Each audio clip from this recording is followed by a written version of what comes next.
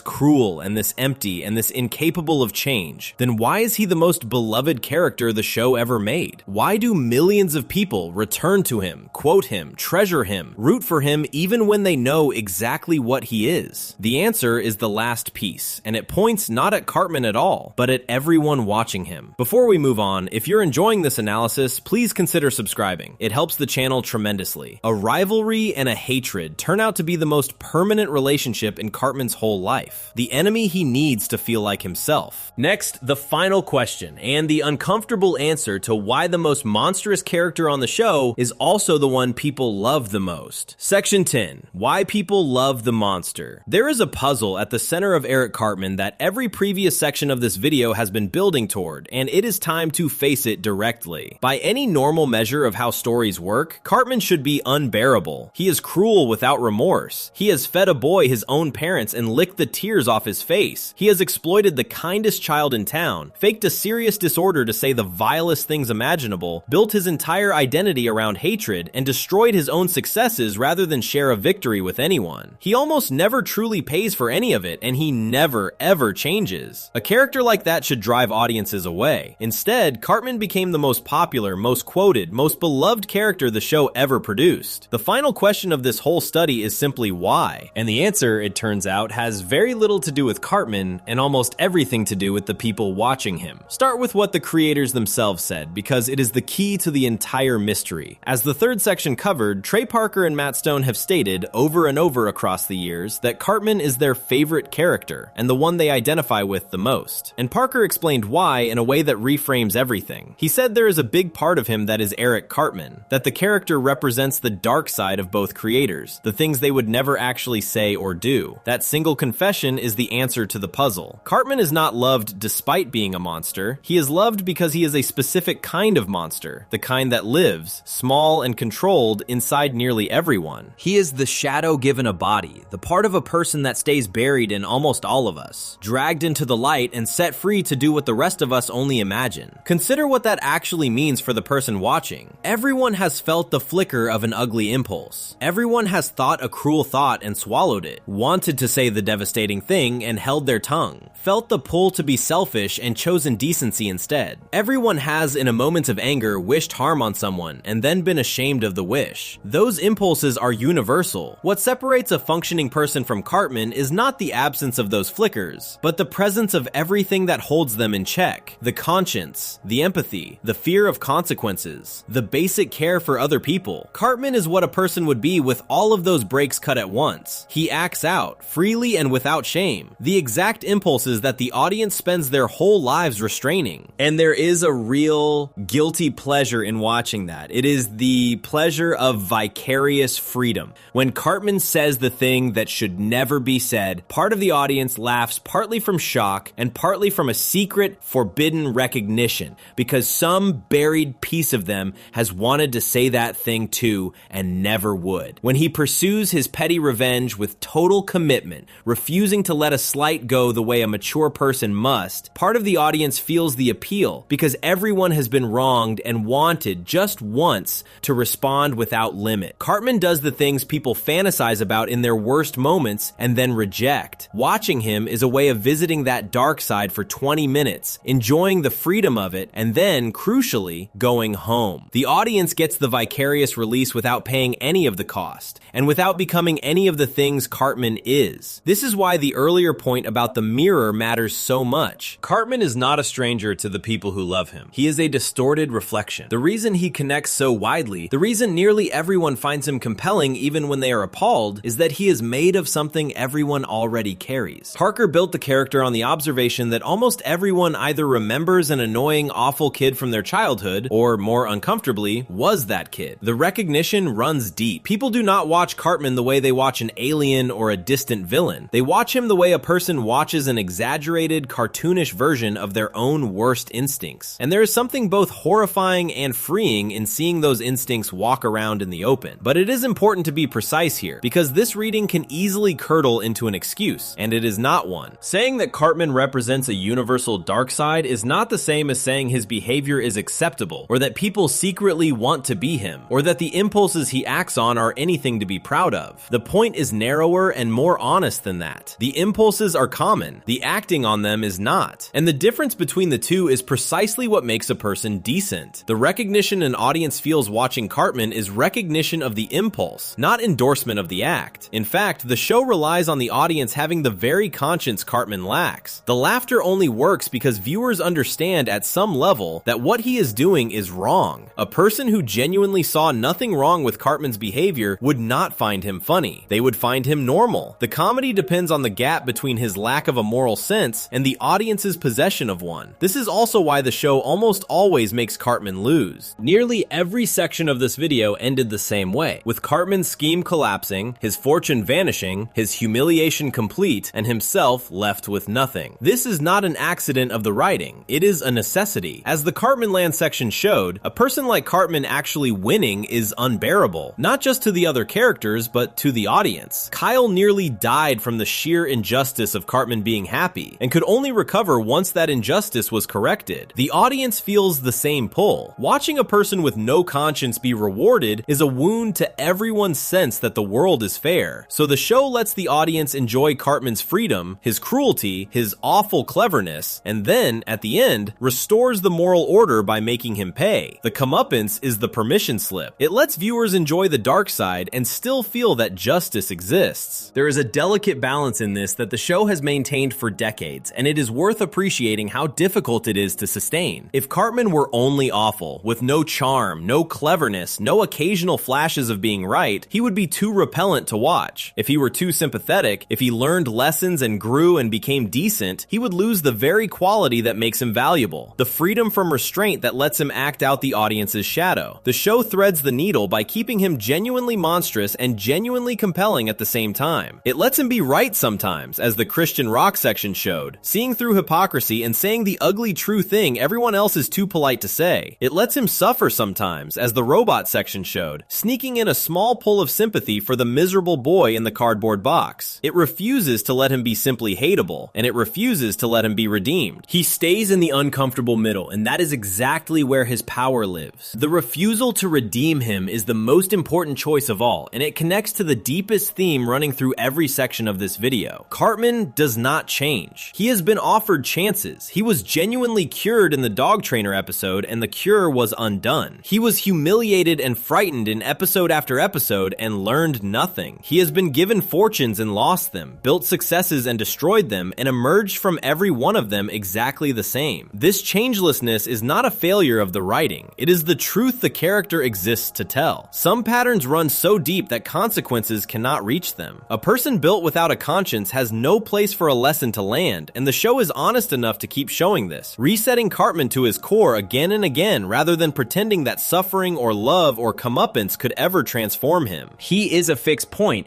and the fixedness is the point. That honesty is, in the end, what makes Cartman worth taking seriously rather than dismissing as a shock comedy gimmick. Across nearly 30 years, the show has built one of the most complete and consistent portraits of a particular kind of person that popular culture has ever produced. Every trait the second section identified in that college classroom, the grandiosity, the entitlement, the manipulation, the missing empathy, the imperviousness to consequence, all of it has been dramatized over and over from every angle without the softening that most stories eventually apply to their most extreme characters. The show never flinched, never redeemed him, never pretended he was secretly good underneath. It kept him exactly as awful as it made him, and in doing so, it created something genuinely rare, an unblinking study of a mind ruled by pure appetite with the conscience switched off. And it made that study funny, which is perhaps the strangest achievement of all. The traits that a psychology student is trained to recognize as red flags are the same traits that produce the biggest laughs. The clinical light and the comedy light fall on the same object and reveal two completely different things,